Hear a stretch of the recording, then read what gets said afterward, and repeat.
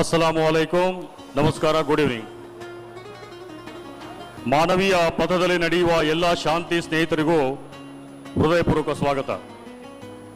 ಇಂದು ನಾವು ಒಟ್ಟಾಗಿ ಸೇರಿರುವುದು ಪ್ರವಾದಿ ಹಜರತ್ ಮೊಹಮ್ಮದ್ ಪೈಗಂಬರ್ ಸಲ್ಲಲ್ಲಾಹು ತಾಲಾ ಅಲೈಹಿ ವಸಲ್ಲಂ ರವರ 1500ನೇ ಜನ್ಮ ದಿನೋತ್ಸವದ ಮಹತ್ವದ ಕ್ಷಣದಲ್ಲಿ. ಇದು ಕೇವಲ ಧಾರ್ಮಿಕ ಆಚರಣೆ ಅಲ್ಲ, ಇದು ಮಾನವೀಯತೆಯ, ಶಾಂತಿ ಮತ್ತು ಏಕತೆಯ ಹಾಗೂ ರಾಷ್ಟ್ರೀಯತೆಯ ಹಬ್ಬ. ಪ್ರವಾದಿ ಹಜರತ್ ಮೊಹಮ್ಮದ್ ಸಲ್ಲಲ್ಲಾಹು ತಾಲಾ ಅಲೈಹಿ ವಸಲ್ಲಂ ಅವರು ವಿಶ್ವಶಾಂತಿ, ಸಹೋದರತೆ ಮತ್ತು ಮಾನವೀಯತೆಗಾಗಿ ಸಾರಿದ ಸಂದೇಶಗಳು ಇತಿಹಾಸದಲ್ಲಿ ಅತ್ಯಂತ ಪ್ರಭಾವಶಾಲಿ ಮತ್ತು ಅರ್ಥಪೂರ್ಣವಾಗಿವೆ. ಅವರು ಕೇವಲ ಧಾರ್ಮಿಕ ನಾಯಕನಾಗಿ ಮಾತ್ರವಲ್ಲ, ಮಾನವತೆಯ ಮಹಾನ್ ದೂತರಾಗಿ ಕಾರ್ಯನಿರ್ವಹಿಸಿದವರು. ಅವರ ಜೀವನ ಮತ್ತು ಉಪದೇಶಗಳು ಇಂದು ಸಹ ವಿಶ್ವದ ಹಲವಾರು ಭಾಗಗಳಲ್ಲಿ ಶಾಂತಿ ಮತ್ತು ಸಹಿಷ್ಣುತೆಯ ಮಾದರಿಯಾಗಿ ಪರಿಗಣಿಸಲಾಗುತ್ತದೆ.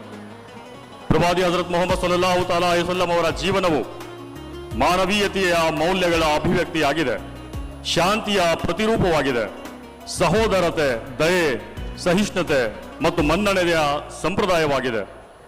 ಇನ್ನು ಕೊಪ್ಪಳದ ನಗರದ ವಿಚಾರಕ್ಕೆ ಬಂದಾಗ, ಈ ನಗರ ಧರೆಯ ಪುಣ್ಯಭೂಮಿಯಾಗಿದೆ. ಈ ಪವಿತ್ರ ಭೂಮಿಯಲ್ಲಿ ಐತಿಹಾಸಿಕ ಹಿನ್ನೆಲೆಯ ಪ್ರಾಚೀನ ಗವಿಸಿದ್ದೇಶ್ವರ ಮಠ ಜಾತಿ ಧರ್ಮಗಳನ್ನು ಮೀರಿ ಆಧ್ಯಾತ್ಮಿಕ ಕೇಂದ್ರವಾಗಿ ಶತಶತಮಾನಗಳಿಂದ ನಾಡಿನ ಜನರಿಗೆ ಸೇವೆ ನೀಡುತ್ತಿದೆ.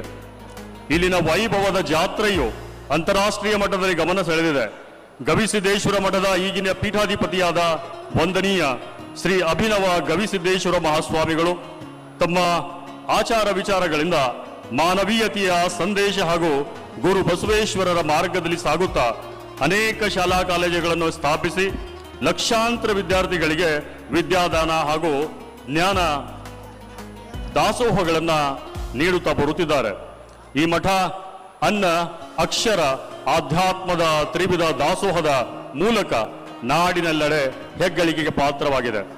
ಅದೇ ರೀತಿ ಇಲ್ಲಿನ ಹಜರತ್ ಮರ್ದಾನೆ ಖಾಯಬ್ ಹಾಗೂ ಹಜರತ್ ಸೈಯದ್ ಪೀರ್ ಬಾಷಾ ಖಾದ್ರಿ ದರ್ಗಾಗಳು ಹಿಂದೂ ಮುಸ್ಲಿಂ ಭಾವೈಕ್ಯತೆಯ ಕೇಂದ್ರವಾಗಿ ನಾಡಿಗೆ ಮತೀಯ ಸಾಮರಸ್ಯ, ಸಹೋದರತೆಯ ಸಂದೇಶ ರವಾನಿಸುತ್ತಿವೆ.